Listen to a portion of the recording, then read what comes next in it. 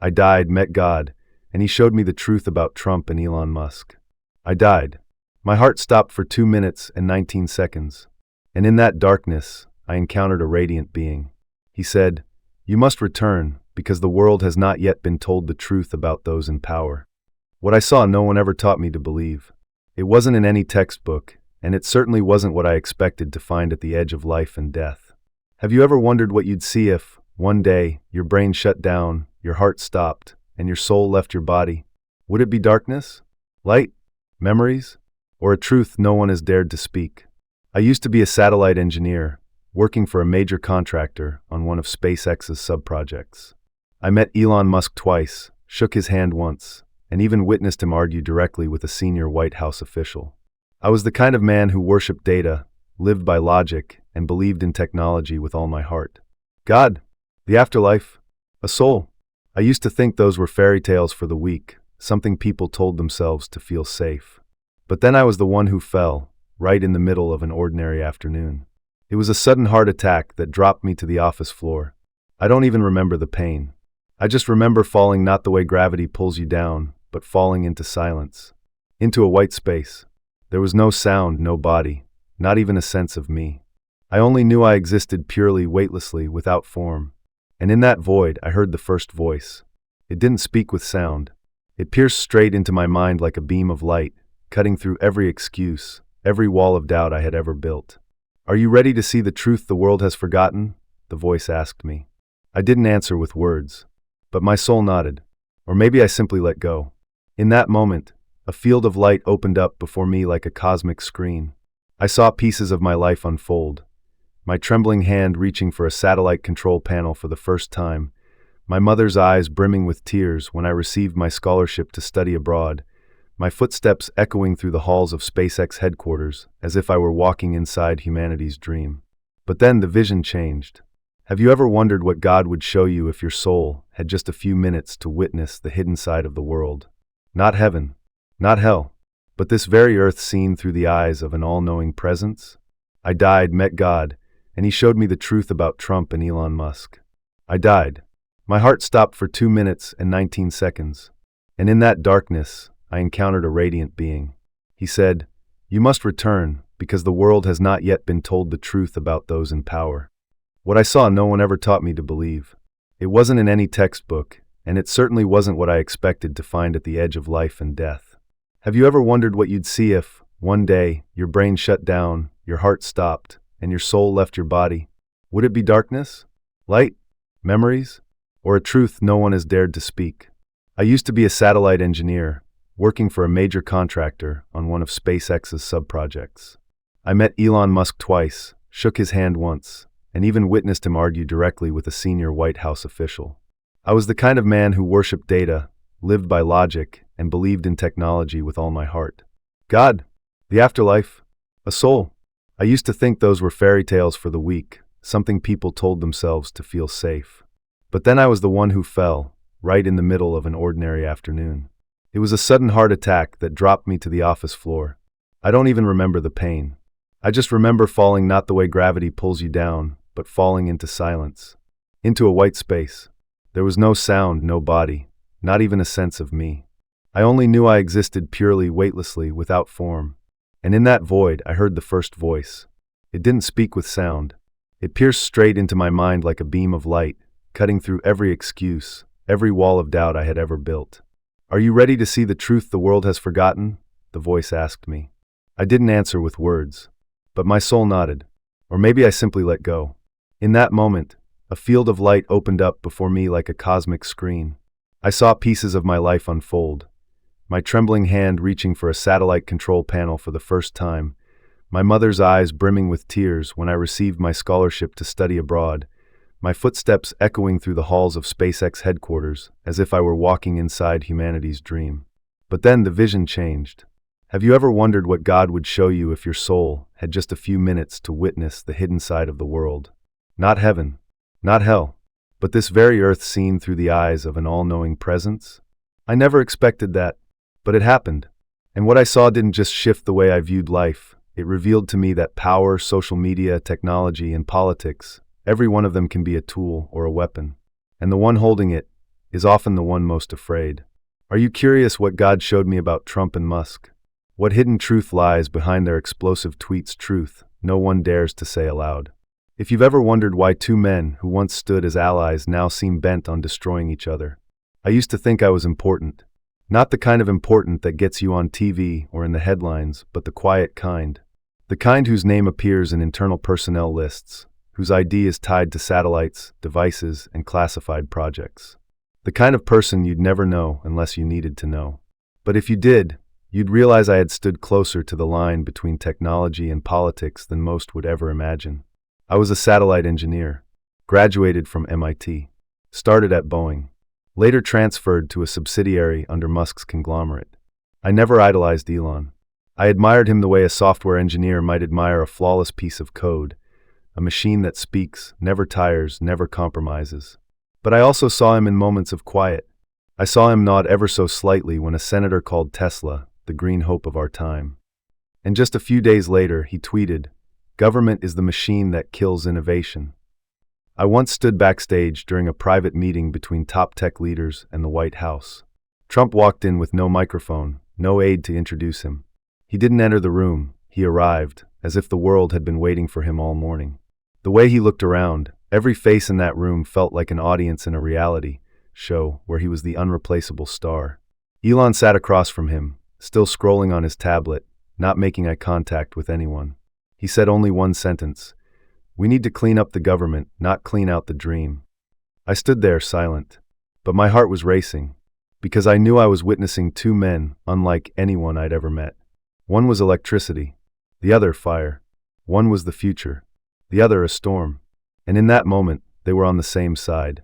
I used to believe the world would change not through war or protest, but through AI, through satellites delivering global internet, through smart legislation that made governments run like startups. I truly believe that if men like Trump and Musk ever joined hands, the world would evolve. But what I didn't realize is that they never joined hands. They simply hadn't punched each other yet.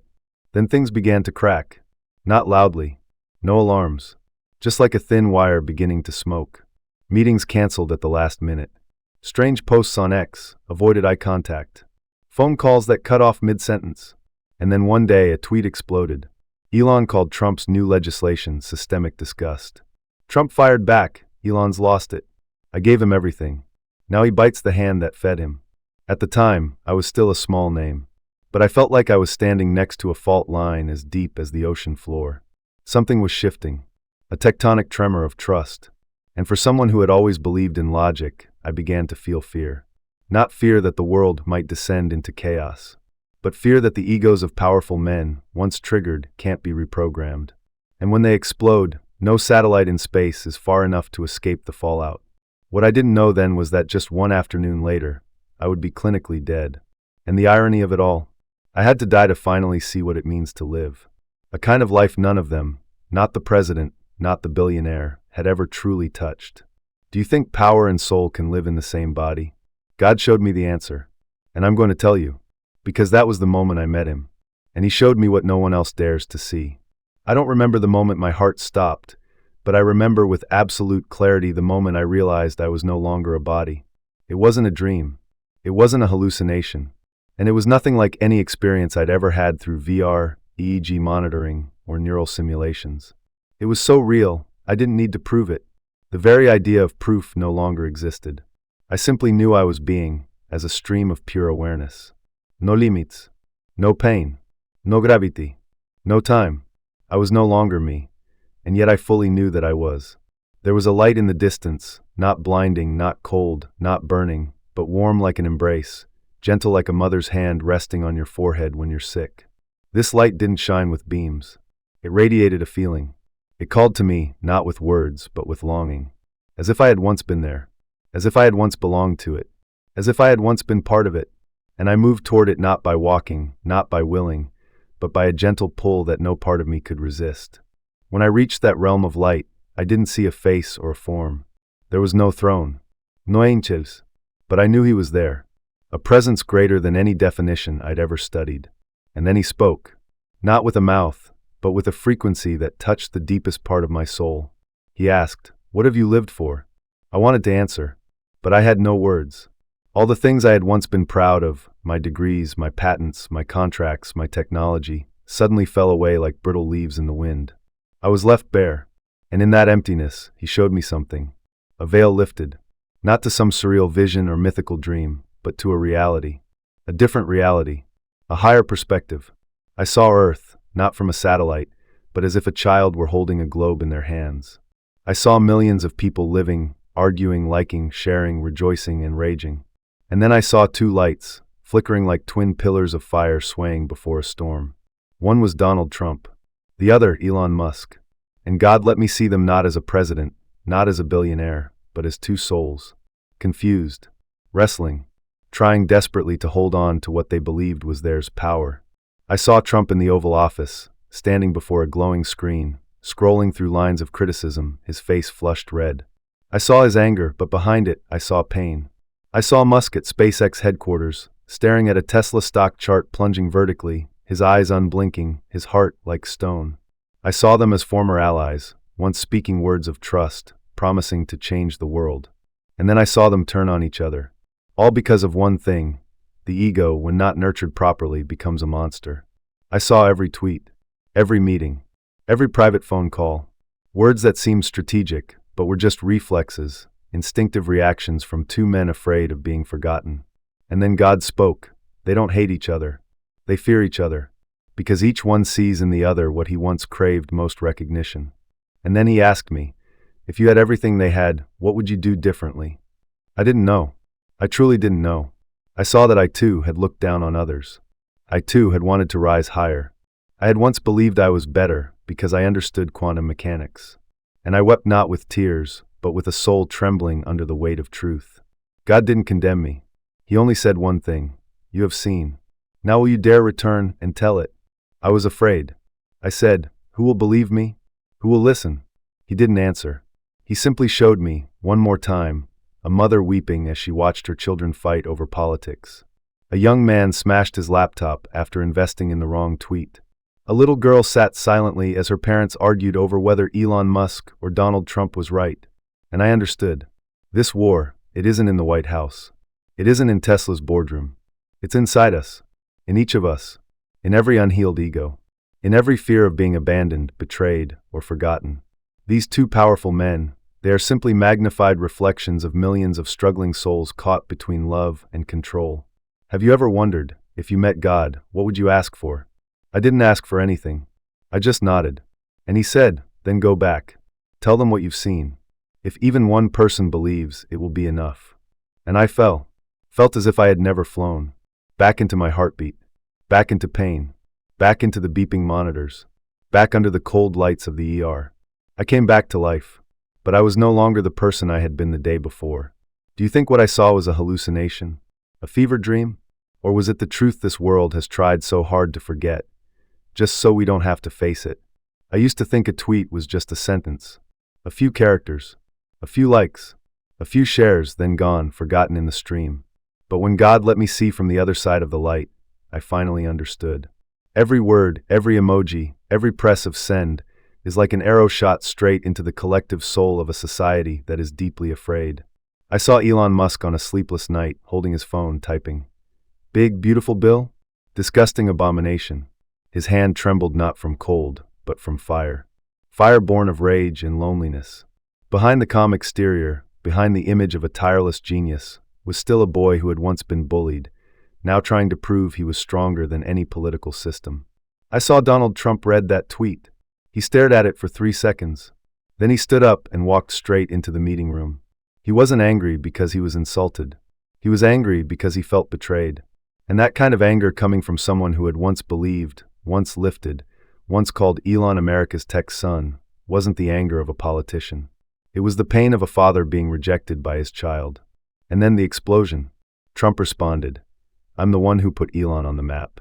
And I'll be the one to end every government contract with him." A threat without paperwork. A sentence without a courtroom. And you know what? It worked. I saw Tesla's stock drop like a stone. $34 billion vanished in just a few days. Emergency meetings. Shareholders yelling. Investors fleeing. I saw Elon sit in silence, watching the numbers, the same ones he had built with sweat and insanity, collapse in front of him. He didn't regret it, but he was hurting. And Trump? I saw him take the stage with that familiar confident smile. But his eyes looked toward the wings where no one stood. None of the old crew was there anymore. They'd either left or been pushed out. He didn't say it. But I knew. He was afraid. Afraid that in the end, he'd be the last one standing, and no one would be left to listen. God showed me what the media could never see, what no camera could capture. I saw collapse, not beginning with finances, but with the soul. A wounded ego began to feed on resentment. Resentment became words. Words became decisions. Decisions became consequences. And consequences cannot be undone. Do you think power is a kind of drug? I saw it that way. When it's in your hands, you believe you're in control of everything. But in truth, you're only managing an illusion. And when that illusion fades, what remains is just a bare human being, no fame, no medals, no followers, only a soul that no longer knows where to go. Trump once said, "I am the voice of the forgotten." Musk once declared, "I will take humanity off this planet." But in the end, they dragged each other into the mud, simply because neither one was willing to let go first. I saw it all. I saw a future where neither of them stood at the top anymore, but wandered lost in a maze of their own making. On one side, the American dream cracked. On the other hand, the technological dream twisted. Both of them alone. Both desperately clinging to an image. Both were unaware that they were destroying themselves from within. Have you ever been so angry at someone that you wanted to erase them from your life? So were they. The only difference is they had the power to do it. But power without awakening will always lead to ashes. In the next part, I'll share with you the most painful vision God showed me. A future where no one is willing to forgive, and souls begin to die long before their bodies do. This is the abyss of power, and I had to look straight into it. God didn't take me to heaven. He didn't cast me into hell. He took me to the bottom. And the bottom wasn't beneath my feet, it was inside me. A depth with no shape, no borders, no screams like people imagine hell to be. It was quiet. Quiet like a still lake at midnight. But that silence didn't bring peace. It suffocated me. Because in that place, I had no emotions. No thoughts. No one called my name. I no longer knew what I was. I didn't fall because I was punished. I fell because I had seen too much. And my soul could no longer bear the weight of those truths. I saw the future. A future where if Trump and Musk don't stop, if they keep attacking, blaming, denying, the world will polarize so deeply that there will be no common ground left to connect us. I saw America split in two. One side worships Trump as a savior. The other, Musk, is a prophet. They no longer debated.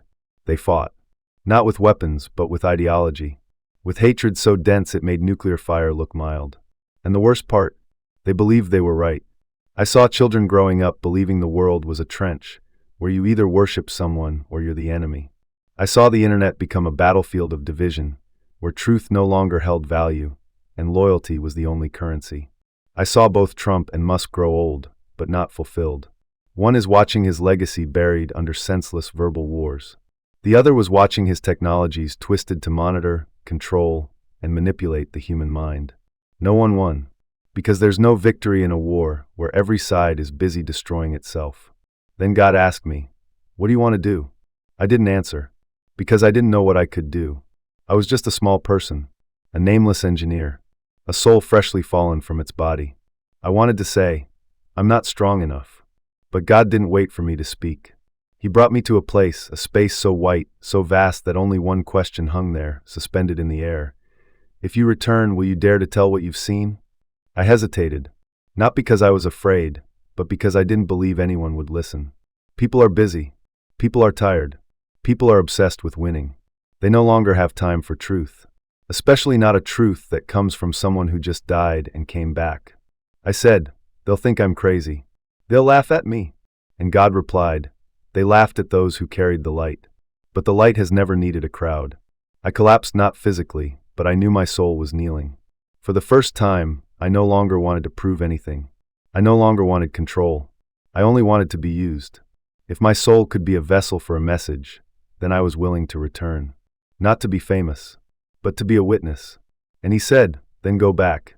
But remember, you do not have the right to impose. You only have the right to tell." In that very moment, I felt myself being pulled away. A swirling force, gentle as wind, fierce as a storm. I didn't see light anymore, only darkness. then the beep of a heart monitor. Then someone shouted, "He's back. We've got a pulse." I had returned, but I was no longer the same. Have you ever asked yourself, if you were given a second chance, what would you do differently? If you were handed a truth no one dared to speak, would you dare to speak it? I opened my eyes. White lights. The ceiling of the emergency room. The sterile scent of antiseptic. My heartbeat thudded like a knock echoing from the other side of the veil. I don't remember exactly how long I'd been conscious, but I remember the first face I saw was a nurse. Her eyes didn't look at me like I was a miracle. They looked at me like I was someone who had come back from the dead. Someone who had crossed over and returned. The doctors told me I had been clinically dead for nearly 2.5 minutes. No brain damage. A heart that had come back in ways they couldn't explain. They said I was lucky, but I knew there was no such thing as luck. Every second, every image, every word from God had a purpose.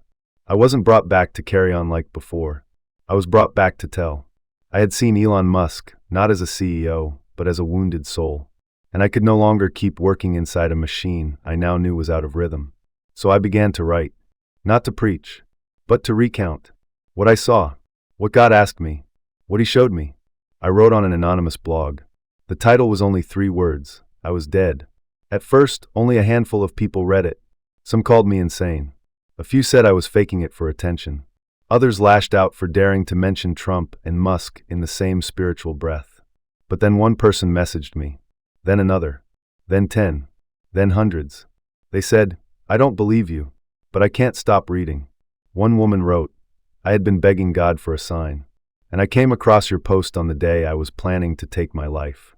I didn't start a church. I didn't ask for donations. I didn't try to convert anyone. I just told the truth. One piece each week. Every time I wrote, it wasn't from intellect. It came from the trembling of a man who had known death, had stood in the light, and had been handed a mission too sacred to name out loud. I didn't care who believed me, or who mocked me. I only cared about one thing. Did what I share reach someone's soul? You might be asking, but what about Trump? What about Elon Musk? Do they know? I'm not sure. But one day, I received an email from an anonymous sender. The subject line said only this: "He saw you." The body of the message was empty, except for one link. It led to my latest post, and the very first share came from a hidden account. I didn't look for proof. I didn't need confirmation. Because I knew light doesn't need someone to defend it. It only needs someone willing to keep it alive. You can come back to life. But not everyone who comes back dares to live differently. I don't know who you are. I don't know where you're sitting right now, what country you're in, how old you are, who you believe in, or who you're fighting against. But if you're still here, reading these final lines, then I know one thing. Your soul can still hear the call. And maybe, just maybe, you too have died in some way. Died in your faith. Died in betrayal. Died in a meaningless fight with someone you love. Died in a moment when you thought, "No one understands me anymore." Died in a world where people scream just to be heard, but stay silent about the things that truly need to be spoken. Yes, I saw Trump. Yes, I saw Musk. But I also saw you in their eyes. When they raged, I saw the fear you once tried to hide. When they betrayed one another, I saw the hurt you carried in your chest. When they refused to let go, I saw all of us souls still struggling to learn how to forgive. You think this story is about politics? About technology? About a near-death experience? It's not. It's about choice. The choice between holding on to anger and choosing to heal. Between clinging and letting go. Between needing to be right or staying silent long enough to hear what's truly right. I died. I saw the light. And I was asked, if you come back, will you dare to tell the world what you've seen? And I did. Not to convince, but to witness. Not so that you'll believe me, but so that you'll ask yourself, what would I choose if I had come back? I'm not someone special. I'm just a mirror that was wiped clean by a near-death experience. What you see in me might be what you've been searching for within yourself. Forgiveness, truth, life. You can forget me. You can scroll past this video like 1,000 others. But if there's one sentence I hope you hold on to, let it be this. When you choose to understand instead of react, you're saving a soul, and it might be your own. You don't have to die to come back to life. But you do have to let go of something, to begin living differently. And if you've ever seen the light, even just once, don't keep it to yourself. Tell it, in your way, in your time, to the ones who need it most. Because maybe you are the next one chosen to tell a story this world isn't ready to hear, but desperately needs to.